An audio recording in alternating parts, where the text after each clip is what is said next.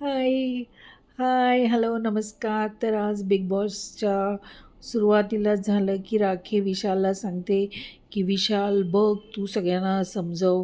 तुझे सगळे ते तुझ्याबद्दल काय-काय बोलतायत." तर विशाल म्हणतो, "काय मला काय त्यांची गरज नाही आहे. मी एकटाच समर्थ आहे." असं सगळं-सगळं बोलतो आणि मग बाहेर जाऊन ती अनुश्री ऐकते. मग अनुश्री सगळं बोलते आणि मग परत ते एकत्र होतात. त्यांचं ते त्यांना त्या लोकांना काही समजत नाही आहे, विशाल कसा आहे ते समजत नाही आहे.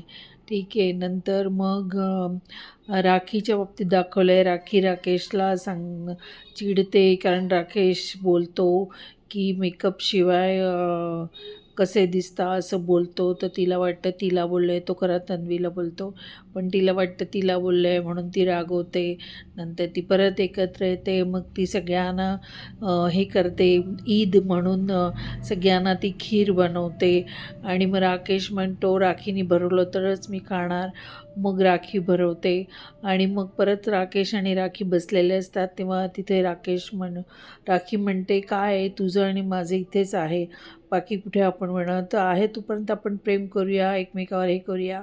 तर तो राकेश म्हणतो प्रेम करूया आपण एक मित्र म्हणून, मी तुझ्याशी रिलेशनशिप सारखं प्रेम करणार नाही म्हणतो तो आणि तो तिथे क्लिअर करतो. पण कुठे-कुठे तो तिला चिकटायला पण जातो मला असं वाटतं. कुठे-कुठे किती हक करायला जातो, हे करायला जातो.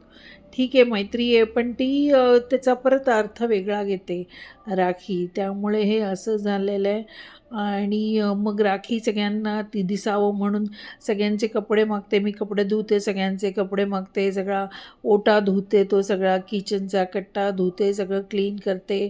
म्हणे मला आवडतं असं करते, तिच्यामध्येच येतं आणि मग नॉमिनेशन टास्क येतो. त्याच्यात सांगितलं असतं, की अशा लोकांना नॉमिनेट करायचं, की जे कोणाची तरी कठपुतली आहे. तर टोळी गँग काटा गँगमध्ये राकेश, दीपाली आणि रेवाला आणि प्रभूला हे करतात नॉमिनेट करतात आणि काटा गँग, टोळी गँगमधल्या संकेत, सागर, अनुश्री आणि ह्या तिघांना करतात टोळी गँग.